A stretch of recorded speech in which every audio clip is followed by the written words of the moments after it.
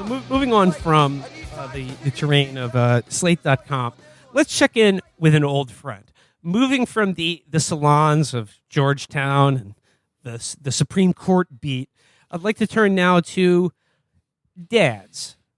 Dads of the Chicagoland variety. And, of course, the most able chronicler of that species of individual is, of course, formerly of the Chicago Tribune, the great John Kass, now of johnkass.com.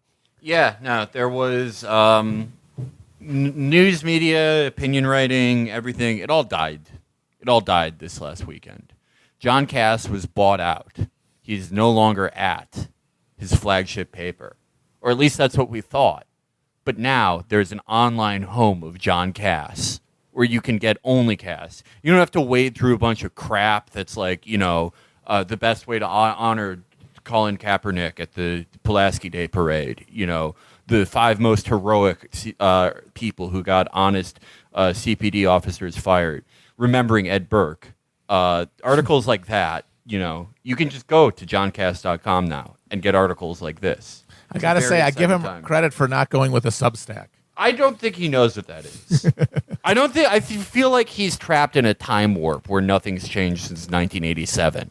JohnKassNews.com. That's your one-stop shop for all things Kass related. Yeah. And I just like if you want to cut through the shit and you really want to read what it's like to have a wordless attend a preseason Bears exhibition game where it's raining sideways and it's windy and you and your large son don't say a word to each other, and you think about these some disgusting raspberry and cream dessert you used to eat but you can't eat it anymore because your bladder is too big, your doctor told you can't do it, and you realize you have a UTI at the urine trough.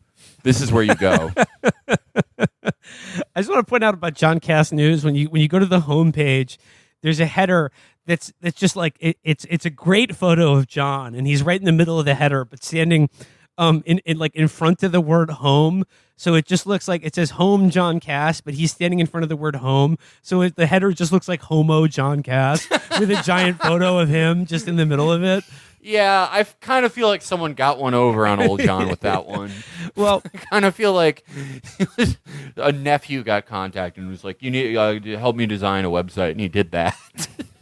It escaped poor John's meter. Well, I got a double shot of John Kass columns for you, and they basically both deal with the same subject. I mean, not really only vaguely political. We're not really interested in that. We just want them basically a daily diary of one of the most of just one of the greatest dads of all time.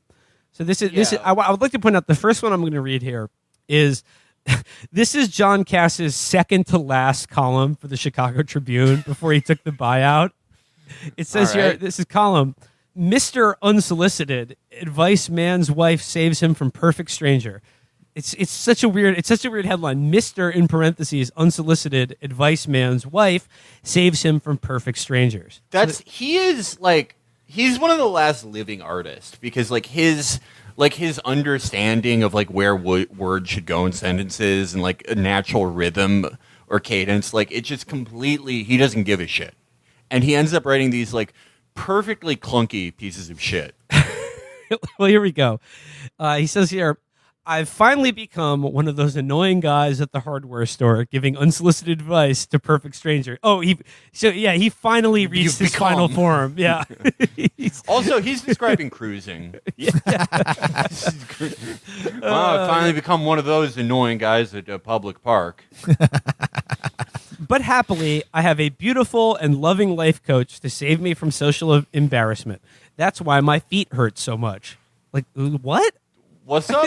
I don't get it. I don't get how one follows the other.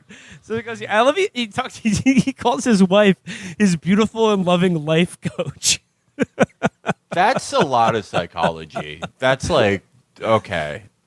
What's going on here? So what does he talk to strangers about at Home Depot? So he says, sometimes I select random strangers and proselytize about soccer, the beautiful game, or Or the fascinatingly grim TV reality show Alone, in which the isolated contestants risk their lives and go insane trying to win $500,000. I love. Wait, okay. Oh my God. I love that John Kass's favorite TV show is called Alone, and it's about people being driven crazy for money.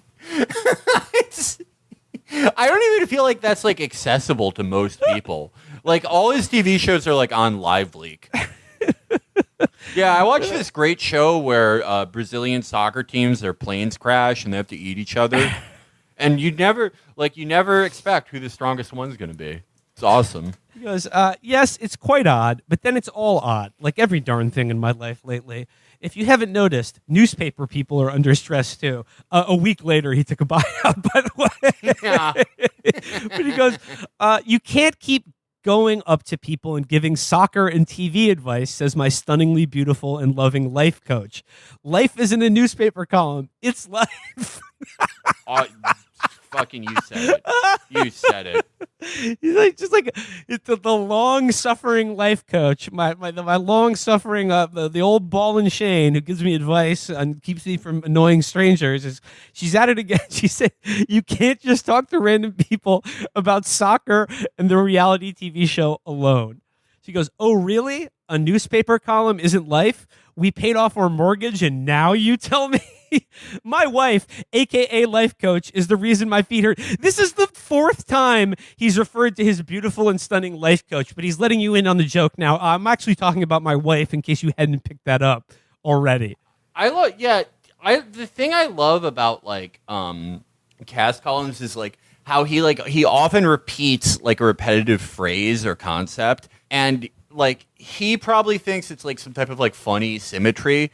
But actually, it just sounds like a man going insane, like having a breakdown. Like it's very Lovecraft. Yeah, no, like it's like what being alone does to you. Being alone in your house watching soccer, just mouth watering for bratwurst that you can't eat anymore because your colon will explode if you have another piece of processed meat. And then just like no one wants to watch soccer with you. Your life coach is just when your life coach makes your feet hurt. You know, you got problems. You've got problems. So yeah, but like, it's like, and like the you said his phrase about calling his wife his life coach is like not difficult to figure out at all. It's not like a clever thing you have to think about for half a second. He says it 3 times and then explains the joke to you. Brilliant writing. Brilliant. He's a master. He's a fucking master. So he goes, my wife, my wife, aka life coach, is the reason. Okay, we get it. Jesus Christ. Yeah, you're driving me crazy, John. She is the reason my feet hurt. She steps on them discreetly, smiling pleasantly as she grinds my bunions to a pulp to stop me from giving advice. She's doing, is this where everybody whose job it is to give their opinions on shit going to end up? Are we all going to end up doing that? I'm terrified. Yeah, well, yeah. Well, we're going to get married to each other. We're all going to be John Kass and his wife. I like that his wife is doing cruising stuff to him to get him to shut the fuck up about Alone. She's wide stancing next to the wrenches. She keeps just smashing her heel into my toes under a bathroom stall to get me to stop talking to nobody while I take a shit in a public restroom about the beautiful game of soccer. Advice to Siri, play Kanye West, Good Life.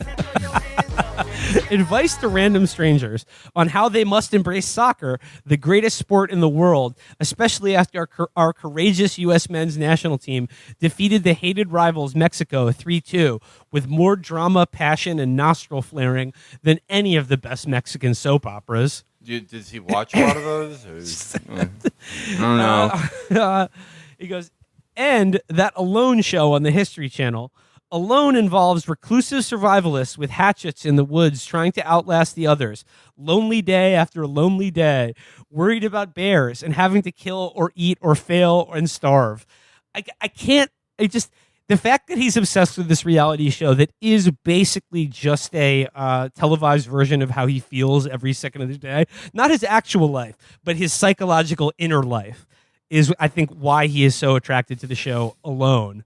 Because it's like, what is he doing all day? He's lonely and miserable and worried about eating and not being allowed to eat by his life coach. Yeah, there's a Harridan who tells you that you can't have 3 p.m. sausage. They talk to themselves in their crude shelters in the woods. That sounds like the social media function of JohnCassNews.com. This is like a message in a bottle just sent out on a pond. This totally it's not predicts getting to anyone. JohnCassNews.com. Sometimes they laugh and weep in the same breath, with only a few empty-headed jays to hear their tales of woe. I mean, again, he paints such a picture. It's just a psychological landscape that he's describing and that he inhabits is so absolutely bleak. He's like a type of artist that like we love, right? Where it's like someone who's a brilliant artist, but not like in the thing they were intending to be. Kass like thinks he's like a sort of like Royko-esque, like everyman who has a cool appraisal of what the world's like and is like a little bit cynical, but he truly wants what's best, and he has a very idiosyncratic way of funnily describing the world. But in reality, what this is and like why it's so great is because it's like he's accidentally telling you like how lonely and miserable and scared he is all the time. Yes. He's like too shitty of a writer. Like if he meant to do that, he wouldn't be able to. But just like by letting himself flow, you're like, oh, I completely see what he sees when he closes his eyes. He goes, with only a few empty-headed jays to hear their tales of woe. I love that show. It's so real. Even the crying. Like This Is Us in the wilderness. There you go, Felix. This is my God. This is written purely for you. He's an This Is Us watcher? He is in This Is Us. I would have never guessed. He's an Us head. I would have never guessed. He goes, don't tell parents that their kids need to play soccer and develop their left foot, she whispers sweetly, grinding my tarsals to dust. Okay, honey. And don't talk about alone with the hatchets, she says, grinding my metatarsals to a pulp. He just replaced tarsals to metatarsals and used the dust and pulp. I mean, this guy gets it. Just he will recycle every phrase. It's rhyming. It's sort of it's a literary technique. Yes, repetition. She goes here. You might as well tell them it puts the lotion on its skin. It's scary. Stop. It's just the idea of like it's a nearly desolate Home Depot. You're going in there to get some like some like wall anchors or like I don't know like 30 packs of garbage bags or something like that. You're wandering the huge brightly lit aisles and it's just sort of wondering, can I be helped? Is there anyone here? Then out of nowhere, John Kass approaches you alone, brandishing a nail gun. And he starts going, you heard about the show with the hatchets where people cry in the wilderness? It's the Simpsons thing where like Homer keeps coming into Bart's room with a knife and a chainsaw. Yeah. You see my new chainsaw? Bart, you want to see my new chainsaw and hockey mask? Oh, sorry. He goes here, she probably won't talk to me for a day or so after I quote her accurately with the it puts its lotion on the skin business, but she'll come around. She loves me. Though I work for a newspaper undergoing changes, the changes that don't include me, I really don't need a psychiatrist. I have a podiatrist, Dr. Mike Burns, the podiatrist to the stars. And after I type this one out, I'll call for an emergency appointment. I just love that he's name-checking his podiatrist that he has on speed dial. He's in and out of the office every week getting bunions sanded off his feet. Oh, my God. A guy who's putting on a welding mask to saw down the sausage skin that's piled up on his fucking big toe. Christ. He's like, my wife won't talk to me for a day or two after I embarrass her at the Home Depot, but my podiatrist is always there when I need a friend because I always have feet problems to talk to him about. Beautiful. My life coach may have dominion when we're out running errands. What are you talking about? My life coach may have dominion when we're out running errands, but now I'm writing my column and my feet are safely under my desk with Zeus the Wonder Dog where he and they belong. I can't very well talk about politics with strangers. They might take offense. If they ask me, say, about former Chicago Alderman Danny Solis on that wire for the feds, I just nod and say, let's see what happens. But I can't discuss with them Danny's penchant for massage parlors. I'll save that for another column. Are you familiar with Denny Salas and the story he's talking about, Felix, or is this just more? This is just Chicago stuff. This is Chicago stuff. Just sight unseen, I'm going to say this guy didn't do anything bad. Okay. And I refuse to discuss recipes in person. Some people still want to talk to me about grilling beer can chicken. It's okay. I still do the chicken that way on rare occasions. But as my progressive friends say, I've evolved. I'm beyond sticking a beer can up a chicken's behind. Now I'm an Italian chicken under the bricks man. And if you want the recipe, you'll have to find it on the Chicago Way podcast. Talking sports is safe. Talking TV is safe. There was a lot of talking in that U.S.-Mexico game played in Denver. The fans of the Mexican national team, El Tri, talked and threw bottles at the American players. And some offered slurs about the goalkeeper's sexuality. But when things were going their way and Mexico was winning, they shouted, "Ole, ole," as is their wont. It was getting tiresome. Later in the game, when the U.S. Shut the fuck up! This is so boring. This is so boring. He's doing it. He can't do it to people in the Home Depot, so he's just doing it to his readers. I'm fucking losing my mind. Where's his life coach? Shut the fuck up about this U.S.-Mexico game, dude. I don't give a shit. Even if you care about soccer, the Euro Cup is going on. That's real fucking football, not this bullshit exhibition match. Jesus Christ. I'm sorry, I rarely bump into these things, but this is like the brain-firing ramblings of a dying man. No, yeah, that's what he's been doing for like 30 years. And like, this is amazing because it's like you have this thing that you like voluntarily pick to read always with Kass, at least with like us, and you're like excited to read it because he's so loathsome. But it's like his prose is such that like you feel like you're being assaulted. You feel like you're being cornered with him, like he's sticking a fucking 38 in your gut and telling you this. Oh God! It's like being held up by an advice column. Yeah. It's insane. It's insane. Like he's an artist. He's an artist. Like if he intended for people to like feel this way, I would be like, yeah, he deserves like not a Pulitzer. He just deserves the Nobel Prize. Yeah, it's the literary equivalent of Andy Warhol's Empire. Yeah, just 23 hours of the front of the Empire State Building, and you just keep reading it. Incredible. Okay, well, I'm going to keep reading. And what can I tell you about Alone? Watch it. It's much more soothing than being barked at by political dogs on TV. And you can have snacks while they starve. Contestants in this season are dropped into the wilderness of the Grizzly Mountain in northern Canada and can bring only 10 items with them. They must build shelters. They are given bear spray, but no guns. They see bears, wolves, mountain lions. If they can't catch or forage food, they go hungry. Many suffer what's called drop shock when they realize just how alone they are. Then the talking begins. The ones who talk the most are usually the first to tap out. Aristotle once said that the only creatures who should live alone are the gods and animals, but he didn't have the hardware store or cable. That's John Kass, everybody. There's a lot there. I want to point out, you can eat snacks while they starve. That is that is such a good fucking piece of writing. God damn it. He's like, yeah, you like you can only get him to like replicate this if it's like he's had another like awful week where he's just shuffling around places with like a little bit of urine in the tip of his cock that he can't shake out, and like just has some like sort of after grease on his fingers and mouth, and he's just shuffling around like trying to suck strangers into his whirlpool of misery, and his wife is yelling at him. But it's like, if you could just make these on command like this, it would be like, okay, this is the best writer of our generation. He's the best. He's a genius. Okay, so that was merely John Kass part 1. Let's go now to John Kass post leaving the Chicago Tribune. This is his Father's Day piece that's up on johnkassnews.com. So this is Kass unfiltered.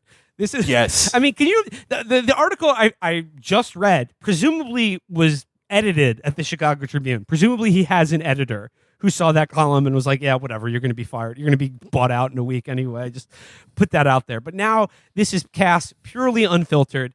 This is up on johnkassnews.com. What do we teach our children on Father's Day? So like this is another really big topic for John, is the role of the dad in today's life. And by that he means, what is there for me to do? Why doesn't anyone like me or talk to me? Okay. Happy Father's Day, my friends. I'm still getting used to johncassnews.com, learning how to use this platform. It is very much like moving into a new home. Where's the kitchen? The Chicago Way podcast will be up today. Jeff Carlin turned the tables and interviewed me about all that happened at the Tribune, about my last column and how things began. Media friends are inviting me on their shows to talk about it, from Tom Bevan to Dan Proft and Tom Serafin's Crisis Cast and many others. Let's see what happens. Watch out. I think you dropped a bunch of big names there, John. Tom Bevan, Dan Proft, and Tom Serafin's Crisis Cast. Let's see what happens. You're killing it with all your subscriptions to my new adventure. I'm overwhelmed by the many thousands who have already subscribed to johncassnews.com via email. There's always room for more.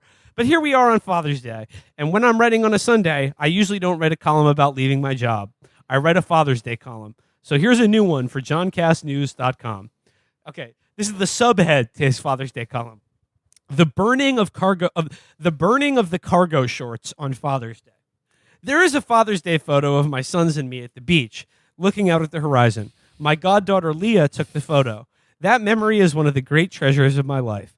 Was it taken on Father's Day or after? I don't recall. But I do think it speaks to everything about being a father with the children looking out into the future. What do we teach them? What tools do we give them to survive in the world, spiritually and physically? I think one of the most important is confidence. The confidence to try new things. The confidence to clearly assess a situation and change course without regrets and never bend the knee. The confidence to see the limitations ahead, yes, and the dangers. But life is about risk, and there are possibilities out there. In a way, this is why I made the move. That is why I'm doing all this, to show them what can be done. This is why he started johncassnews.com, was to show his children that in life, you got to grab the bull by the horns and go for it. I really like, again, going to pick one thing out, like not ever bending the knee. It's like, yeah, John Kass writes things for people who won't and physically can't bend their knees. Never bending the knee is advice his podiatrist gave him.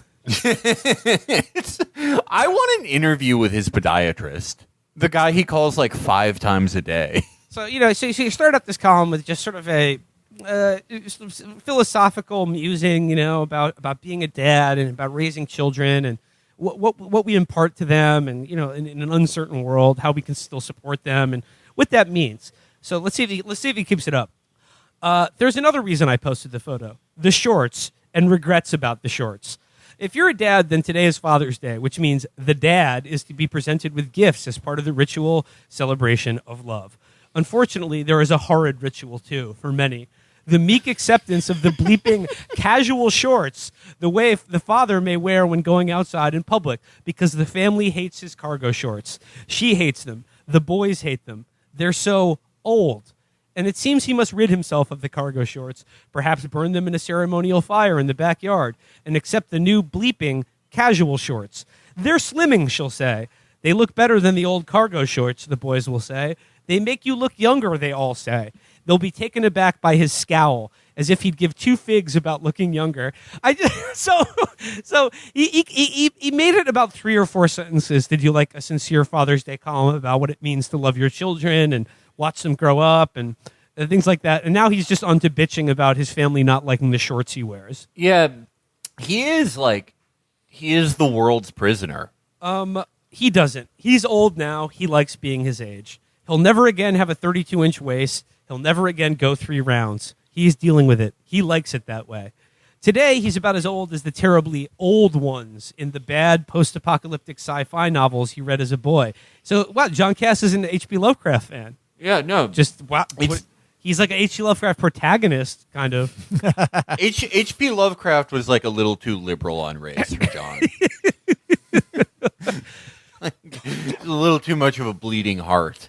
He's not as old as the terrible old ones in the bad post-apocalyptic sci-fi novels he read as a boy.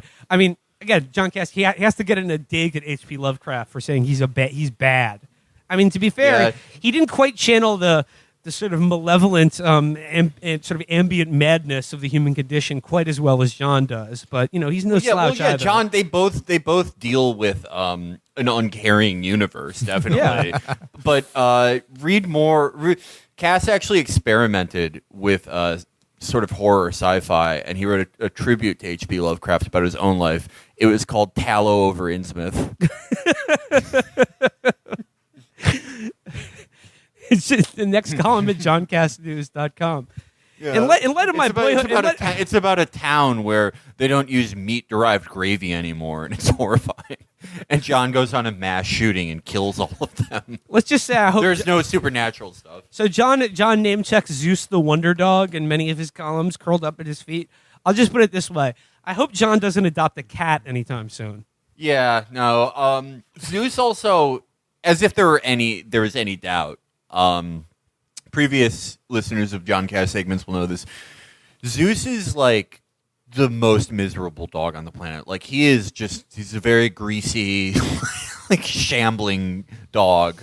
Poor guy. When so the post-apocalyptic sci-fi novels he'd read as a boy, when he dreamed of himself as terribly old, but not that old, perhaps only 35, with slightly graying temples, smoking a pipe while cheerily leading a band of nomads trying to rebuild Western civilization with rude tools.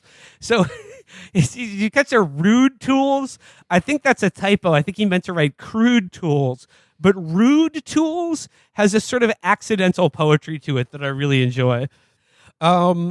In those boy dreams of the apocalyptic future, there was a telepathic pet saber-toothed tiger speaking mind thoughts in an English accent. Okay, this column has completely gone off the rails. I need to read that sentence again. This started out as a Father's Day column.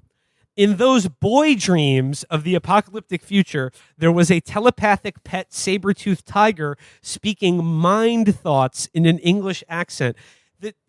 The twin phrases here, boy dreams and mind thoughts. Again, like I would give anything if I could come up with that, like intending to. If I could creatively will into writing boy dreams and mind thoughts. Some people. That's my favorite Roy Orbison song if they ever played a David Lynch movie. Boy dreams and mind thoughts. Boy dreams. Dean sounds Stockwell like is lip syncing this song right now. Boy dreams sounds like what would replace the British pound if, like, you wrote a sci-fi novel where the England was ruled by 1 million clones of Jimmy Savile. That will be the 1 million boy dreams to get into the Peter Pan room. But this is Mr. Home Depot is talking about he spent his childhood enmeshed in a vivid fantasy world in which a telepathic saber-toothed tiger spoke to him in an English accent. Again, I wish I could think of I wish I could think of something like this. Ugh. The tiger helped him keep order among the illiterate nomads. He started talking about how much he loves his sons, and he is deep in he's in fucking he's in his mind palace right now.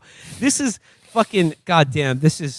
He's a god tier op-ed columnist. Nobody is as good as this. Oh, god damn it. And I really had to get older to appreciate John Cass because, like, as a kid, it was just like, oh, he's just like a racist, like, blowhard. And like, yeah, sure, he is. Certainly absolutely. Is that. He's definitely those things. But then, like, it's only when you get older that you can, like, find the deep human misery and, like, eternal horror in these columns. I'm sad, like, wondering what I meant. Like, there's probably a John Cass column I read in, like, 2005 that was, like, you know, probably about, like, why Sean Bell deserved it or something. But it, like, there was probably something so sad and horrifying in there that I just wasn't, like, old enough to really get. Okay, so the tiger helped him keep order among the illiterate nomads. If that was just a random sentence plucked from a story, I would be like, I need to read this. This is fascinating. This is probably the best story of all time. And it is. It is. I think like he views himself as like rebuilding Western civilization, but not in the post-apocalyptic world, like in Chicago. And he has his mind tiger to keep him company when he's stalking the aisles of Home Depot, looking at illiterate nomads who stare blankly at him when he starts describing TV shows he watched last night. Yeah, he's like, I'm trying to share my mind thoughts with them, but they get me into the boy chamber. But that's a sci-fi column. Sorry, this is a column about Father's Day and giving up the comfortable shorts for the slim shorts. This is a sci-fi column. I can't even read this. Sorry. Oh This is a sci-fi column I was writing in the middle of my Father's Day column, which is the column, not a column about Father's Day, but a column about the cargo shorts I had to give up for slim shorts, which my life coach and sons made me burn. I just like going back to this shorts thing. Like he's so far away with it. He's gone down his own like tunnel of misery, and it's like you forget the way this column began is like the way that these columns all begin, where you think it's just like sort of bullshit, like slice of life writing with just like the world's shittiest repeated jokes. Yeah. So he goes here. I had to do it last year, said a friend of mine. Gave up the cargo shorts. The family wanted it that way. Did you burn them in the ceremonial fire? No, he said. I just put the new ones on. The old ones disappeared somewhere. This is Lovecraft. This is, oh my God. Burning them in the ceremonial fire. It's like Dark Souls, Felix. You should relate to this. Yeah, no, John Kass is hollowed. Yes, he is. He died too many times. He's died in all his dreams, and he's lost. How do people go? Hollowing in Dark Souls, it happens because people lose purpose in their life. The undead loses purpose and life, and so they just go insane. And that's what's happening to him. He loses a little bit more purpose every day. Well, yeah, especially now that he's gotten basically retired from the Chicago Tribune. So he goes, they really took him to the glue factory. He thought Sunday would be easy. Just take the gifts, pretend they were exactly what he wanted, grill some steaks, in parentheses, blue cheese butter, and salmon, in parentheses, lemon herb butter, then sit down to watch sports on TV. Oh my God. I just want the blue cheese butter. I want to watch sports with the psychic tiger that communicates mind thoughts to me, and I want all the old ones to disappear. Later, yeah. Oh my God! Like it's like I'm probably gonna subscribe to this. I might have to. I think just as honestly, a business expense, we should. But it's like, yeah, I'm subscribing to this. I don't know if I fully believe him when he says he has thousands of subscribers, but it's like I kind of like. You don't understand how awful people in Chicago are. People in Chicago are so terrible that I could see 10,000 of them being yeah, this is good. I want to pay directly to the guy to read this crap. So I mean, and now we're getting into another major Kass obsession, which is not being able to eat things like blue cheese butter. He says later, perhaps a fine Maduro cigar. Perhaps he'll sneak a slice of banana cream pie. She denies him pie these days, but his intelligence network has informed him that the pie will indeed be offered. She denies him pie these days. Again, another sentence that's like a diamond bullet fired into my forehead. She denies him pie these days. She denies him pie these days. I mean, it's just it's like something Horatio Higgins says to Eliza Doolittle. It's to get her to speak English better. But it's so imbued with layers of meaning and consequence. Yeah, it's it's like if a fucking Cormac McCarthy book just took place in a guy's basement man cave. Yes, they didn't go anywhere, but it still has the same haunting prose. See the John, he is large. He wants the butter for his pies. She denies him pies these days. Oh my God! She is dancing. She denies him pies these days. Please, please, me and my son just want to make it to the hot dog cart one day. Sometimes the lamb goes to Home Depot. Sometimes they cry. Sometimes the wolf comes. I know this isn't very likely, given his habits. I hope he lives another 30 years and writes for all of them. Oh, come on. Of course he's going to live another 30 years. He's another Trump guy. It's just none of these guys live forever. There is no artery blockage too great for them to not power through. But it's just every article has a new health problem. Like ones that I like now, a frequent Kass reader. Ones that I didn't even know he had. It's like It's like Dragon Ball Z. You need like a previously on because it'll be like as you guys know, I have the condition known as like pate skull. He has the Monty Burns syndrome though. All of the diseases cancel each other out. He'll live forever. That's true. What an art! Like. What an artist. Okay, like, deserve's got nothing to do with it. He's not like, he doesn't like deserve like a 6-figure income from people subscribing to johnkass.com as like a person.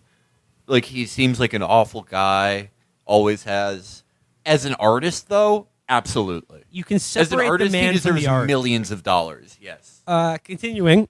If he abandons all dignity and whines in the manner of Zeus the Wonder Dog, the notorious mind-bending German short-hair pointer whine that can break the will of the most hardened terrorist, maybe, just maybe, he'll be given a tiny slice. Okay, I gotta play back the way he describes his dog. The notorious mind-bending German short-hair pointer whine that can break the will of the most hardened terrorist. Like, what is his will being broken over? Like, what's the dog? Yeah, what does the dog want from him? Does he want him to take a 44 out to Lover's Lane and start shooting people? He wants him to die. He wants John Kass to let him die. Yeah, it's very gothic. I realize that she denies and buys these days what it really reminded me of. It's like a Nick Cave lyric about a song where a farmer kills his wife with an axe. She denies him pies these days.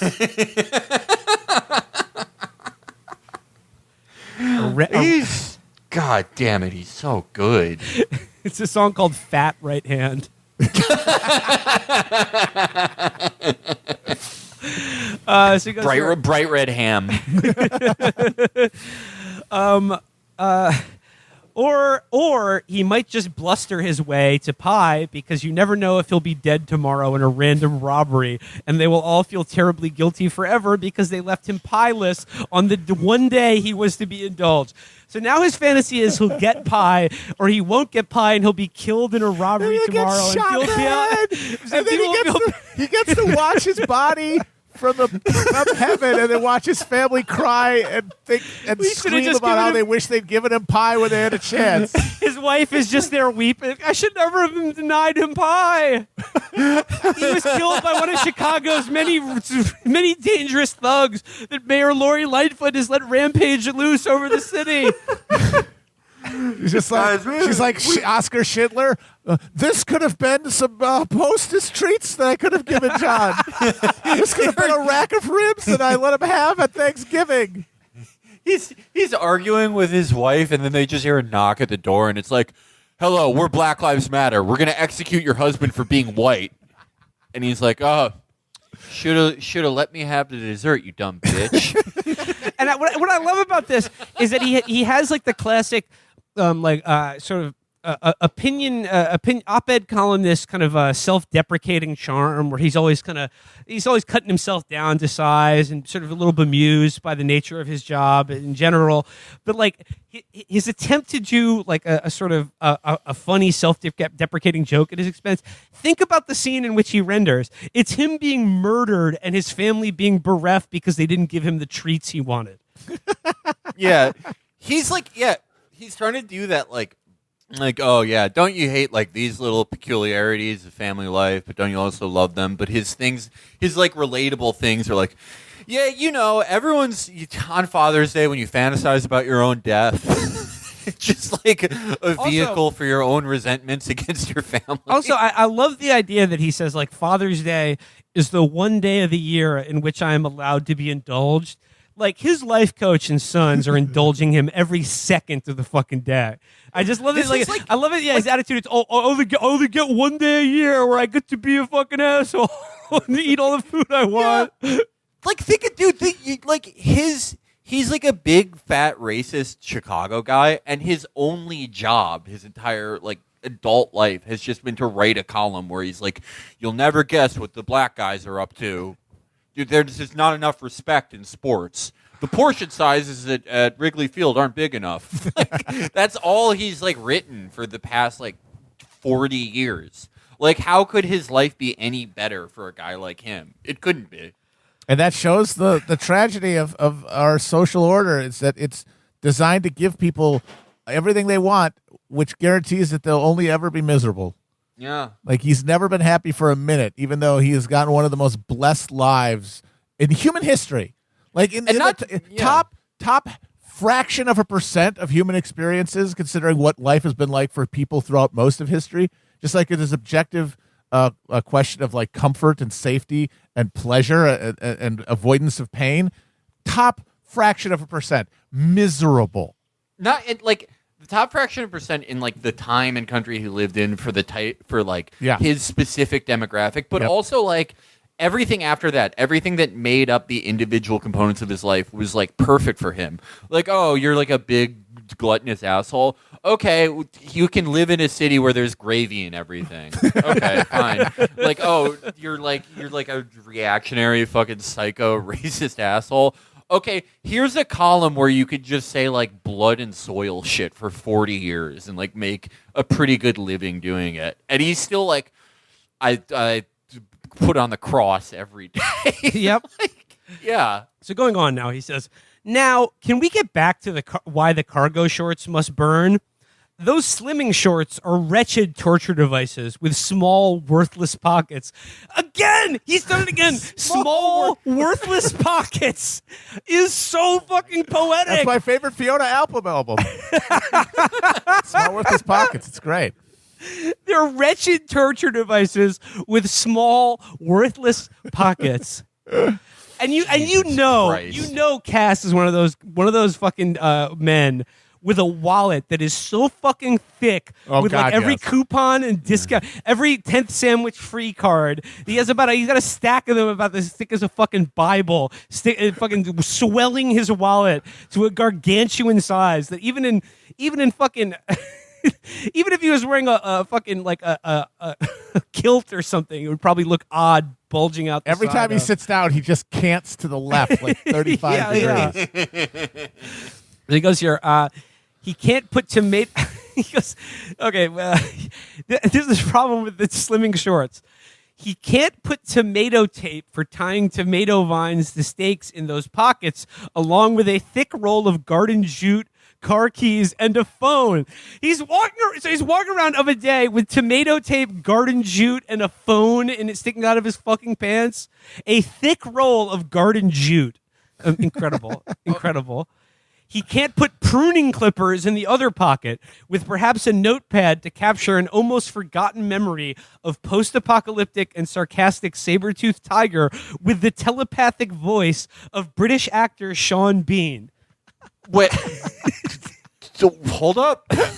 I'm gonna read it again. I'm actually gonna read like all of it again.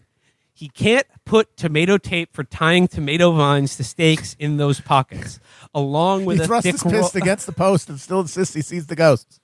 Along with a thick roll of garden jute, car keys, and a phone. He can't put pruning clippers in the other pocket with perhaps a notepad to capture an almost forgotten memory of post-apocalyptic and sarcastic saber-toothed tiger with the telepathic voice of British actor Sean Bean. I don't even have anything to say. I just gaze in those are awe. Dutch Schultz's last words, I think. What the fuck? That is... Was anyone editing him? Towards the end of this? Like, what? No. Well, now this is him completely unedited. This is just JohnCastNews.com. Zeus the Wonder Dog is his fucking editor. I'm just like, the telepathic tiger with the voice of British actor Sean Bean. One does not simply eat banana pie on Father's Day. Like, what would he even need to like record his psychotic like hallucinations? Like, is he gonna write a sci-fi novel? He should. Absolutely. Yeah, he should, yeah. All right. If he wrote a sci-fi novel, it would bring back like it would create a new golden age. All right. Here's a Heinlein for our time, I think. Yes. Here's the home stretch. This is the wrap up. He will have his piece of banana cream pie. He will light his fine Maduro cigar. He will bask in the love of his sons and wife, but he will That's not. the other thing that he can't do. It's like, oh yeah, they don't let me eat pie. I can't smoke a cigar. They don't love me. They're all like in the same category. He will bask in the love of his sons and wife, but he will not give up his cargo shorts. He's the dad, all right, and being a dad means you're allowed to have one pair of comfortable shorts in your life. Happy Father's Day. I mean, his entire life has been a pair of comfortable shorts. He's been swaddled in a fucking cargo short his entire life, just suspended between two oak trees in his backyard, just eating the world's longest kielbasa, and just writing about what he saw at he saw like the hip hop style thugs he saw at the fucking park. Yeah, this is like. I like now when I subscribe to JohnCass.com, I'm not going to feel bad because it's like, yeah, he is awful, but I honestly feel like he's probably like dissuaded more people from racism and conservatism than like he's brought over. He is a cautionary tale. You know? Like, yeah. there is no fulfillment here. You know, No, there's no pleasure. There's no pleasure. There's nothing. There's just as bad as you feel now, only worse. Yeah, it's like there's no happiness or love or light in his life, and it's like if you like, if someone was like bigoted or something, and it's like you see this guy who's like, lived his entire life in a manger, just the easiest existence possible, and he's like, Taste of Chicago was ruined because I saw a lot of backwards baseball caps. There was a rap element there. There were a lot of rapper types there. It's like, oh, this isn't like cool to do. This guy sucks. All I'll do is I'm gonna get rid of my bigotries. I'll sum it up. No love, no respect, no future. But what you do have is an imaginary post-apocalyptic telepathic saber-toothed tiger that transmits mind thoughts directly into your brain in the voice of TV and movie actor Sean Bean.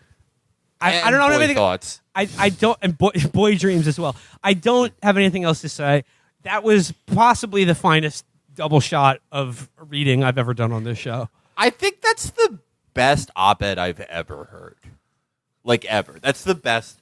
Like, we've, like, denigrated op-eds a lot, and for the most part, they suck. There's no reason for them to be written, but, like, that is the only one where it, like, crosses over into art. It's small, worthless pockets. Small, worthless pockets. It's just the John Cass story. The melancholy. Let's make a movie about him called "Small, Worthless Pockets." It's beautiful. I'm sure it's haunted. Yeah, I'm haunted. This is haunting. I got nothing else to say on this episode, fellas. I think we should call it. Take your parents' credit card. Subscribe to JohnCass.com. Support the man. He'll be so happy you did. Actually, no, he'll be miserable. No. He'll like find a way to bitch about that. Yep. Yeah.